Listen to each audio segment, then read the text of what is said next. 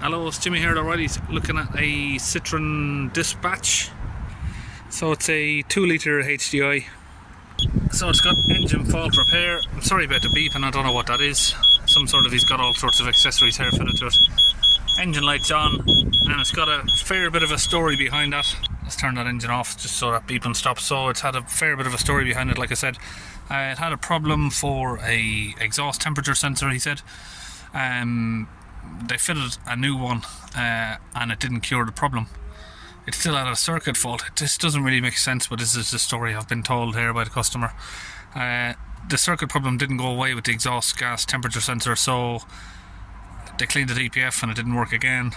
Of course, well, it's a circuit problem, so that's not going to fix it. So then he said, the mechanic said, let's try and put a new DPF on it. They put a new DPF on it. Now it's still got a circuit fault, which he's driven down to me from Sheffield, I think he said, for me to have a look at it. So let's plug it in and see what's going on. So I'm trying to cut it as short as I can because I know the beeping is going to really annoy some of the viewers here.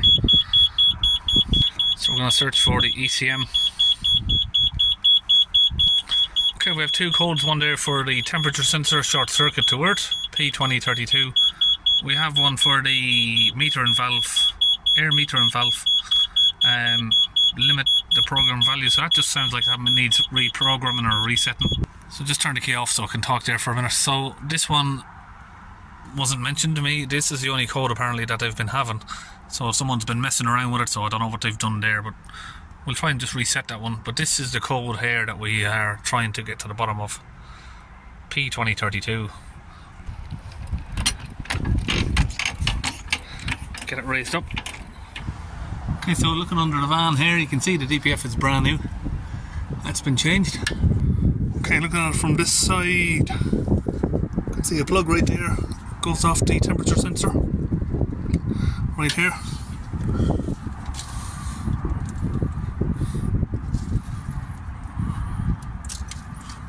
So that's not plugged in properly.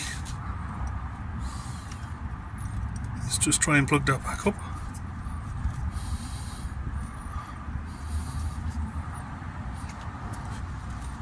So it won't go in any further.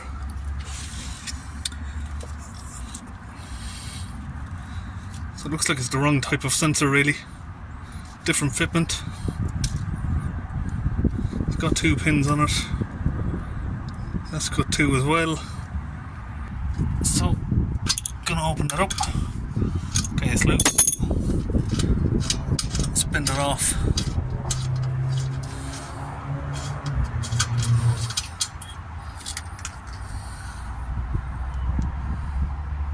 Okay, so it is a Saturday afternoon, and I was expecting, when he said he's put a new sensor on it, I was expecting to sort of find a wiring issue and just have a no parts fix. So we don't have any parts here for this to fix it. So what I'm going to do is trim off these little fittings here just to make it plug in, and we'll still have the locking tab on this side.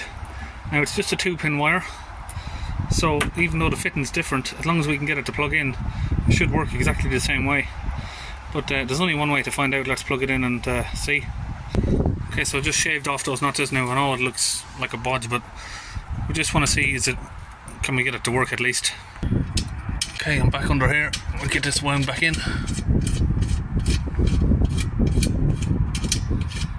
So before I plug it in there, that's the reading that you're getting on the live data. 100 degrees, doesn't move.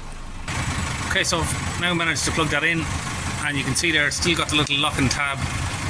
That's locked into place perfectly. So just let that there for a minute. We'll go back up and see if the readings are now working. Okay, temperature sensor now 154 degrees. Give it a few revs.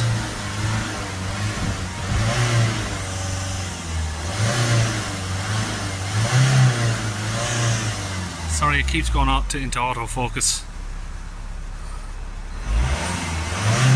See there now, the sensor is working. So we have 3000 RPM, differential pressure now I'm looking at. Let the engine idle down. borderline sort of 10-11 millibars. I can get away without cleaning that, should be fine. So we just need to get these codes reset. You can see there the temperature went up high and now it's coming back down, so it triggered off a regen, but now it's coming back down. Okay, we have the air mixer here. I'm just gonna recalibrate that. So that's done. Next one I'm gonna do is the particle filter replacement, because his mechanic didn't have the software to do that. So okay, we'll clear the fault codes now. Okay, so that's the live data after the test drive. All looks perfect really.